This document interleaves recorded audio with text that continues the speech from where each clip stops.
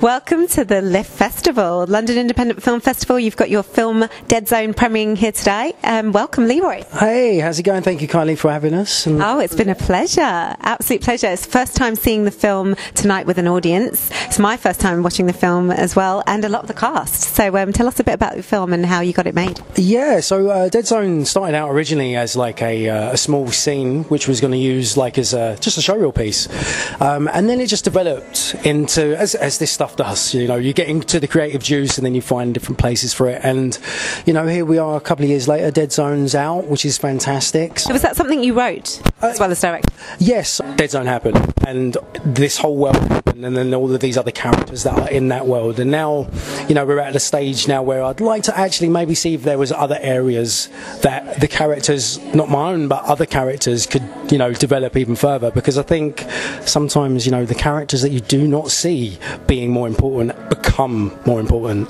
Yeah, like Joe Riley's character. Yeah, absolutely. Like I was saying, he has this presence, doesn't he, on stage? You're like, I want to see more of him. yeah, absolutely. Even though Joe's right there, but what I will say, he's right there. But what I will say, is he? He's right there, aren't you, Joe? Yeah. I didn't see him there. Yeah, one of the most interesting characters was Ian, which is the character played by Joe, because I think that the presence that character actually has, for me, with the mix of all the other ones, I'm just curious about that character. I haven't wrote much about that one yet, but I'm really curious to see where that character actually develops. It does actually leave questions open, and you see it developing into a feature. I mean, is that something that you'd like to develop? Well, actually, it's more of a web-based series, like a series which you could segue off into all of these characters' like individual lives and see them before the apocalypse and then after. I mean, you directed this, but you also starred in it. How is it directing yourself? The directing weirdly comes from the natural position of how I'd see the character when I was writing it, because I think when you get into your director head, you see a lot. Like, it's actually not what's necessarily on the page. You watch the film in your mind, right?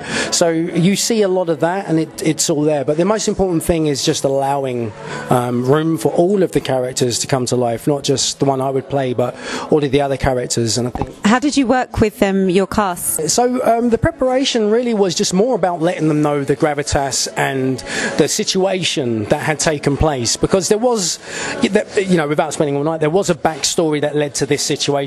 This was just like a moment in time, you know. It has that feel to it. Yeah, literally. It's like, you think of the time frame, probably it's about 40 minutes to maximum a couple of hours in that day. But what's important for the characters and for the actors that come to the set is just that they understand essentially what their skills are that they're bringing to the table, and then just, you know, they know the characters. Let them play. Yeah, I think that's the art, really, is just having an idea and then letting it run, you know. Like, there was a couple of shots. It's very good as a director as well to give people that freedom and not be like so rigid with your vision. Yeah, well, there was a couple of shots actually. Joe will agree. There was two shots where one when he bends down, picks up the bottle, and a couple other random stuff. They weren't in the script. That was just something that we added as an improv on the day, and it just worked in place. Because I think the important thing is not to go by the rule book, is having the rule book, bending the rules. And yeah, that's when you get the most interesting material often. Absolutely. So what is next for you? So next, both myself and Chloe, you know, we operate as Nocturnal Pictures. We have a feature film that we're currently in the process of doing. We've got the first draft done, which is... Can you tell us what it's called? Awesome. Yes, the film is called Facility 7. Think of the premise of 28 Days Later meets Aliens in one facility. That's basically our film. Oh, that sounds great. Yeah, so I'm a big fan of horror, big fan of things dark and things a bit like, how should we say, modern worldy. So there's a lot of experiments and stuff going on in this world now that no one knows about, but there are loads of stuff, and I think I want to take a little element of what I've seen and researched and put that on the screen. So is it more like conspiracy theories, psychological thriller, or horror? It's horror, but if you think of it in the place of, like, now there's a big push. If you've researched it, you'd know. If you don't know, you don't know. But there's a big research area in genetic modification in people. And not in people, but in animals and random stuff like that. And people soon. Well, essentially. They're probably already doing it, but I think when you look at you know, I find fact is much more stranger than fiction 24/7. Like, there's so much out there that is based on true stories that actually really did happen, that if you look at it, fiction really is inspired by fact.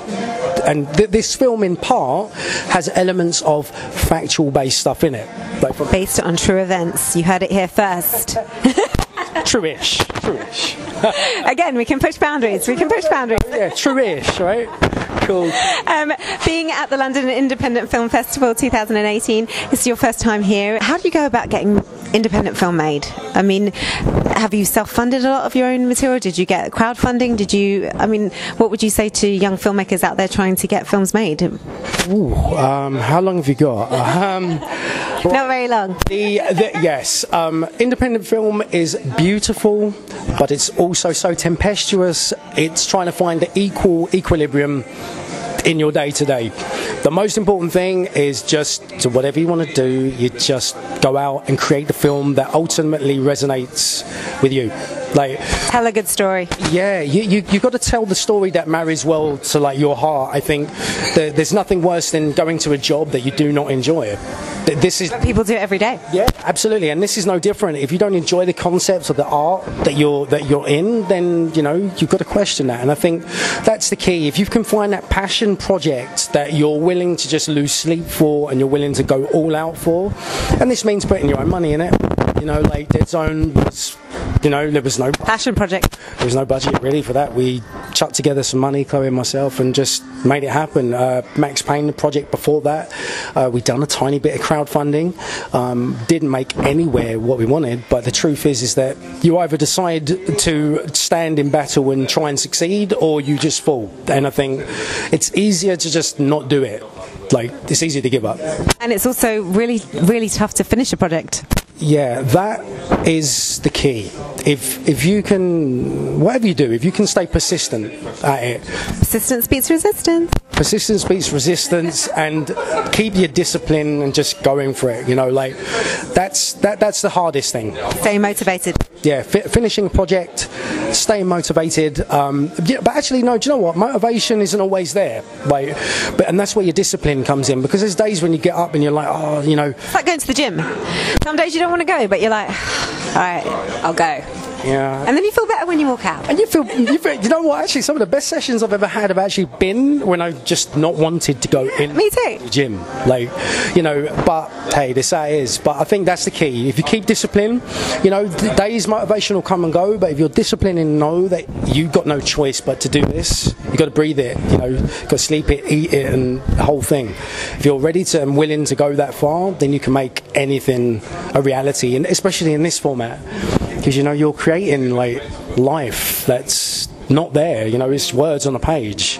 So when you start making that, like, the reality, and you're giving it life through other actors and through other collaborators that come to the set and make it work, that's why, you know, being somewhere like this is awesome, because it's not just about me sharing a vision that I had, it's about me rejoicing in the celebration with the people that came to the project to make that come to life. Yeah, well, you have a great energy. You obviously brought a lot of people together on this project, and it looks like you're going to for your next one as well, so I wish you so much luck with that. It's been a pleasure, Leroy. Thank you very much, darling. Thank you for having me. Thank you. Leroy, everyone.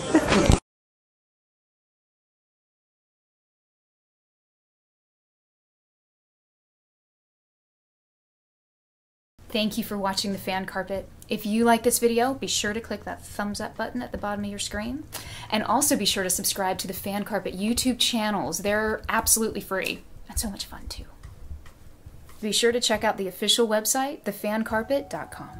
Also, you can follow us on Facebook, Twitter, and Instagram to stay up to date with reviews, competitions, the latest news, and so much more.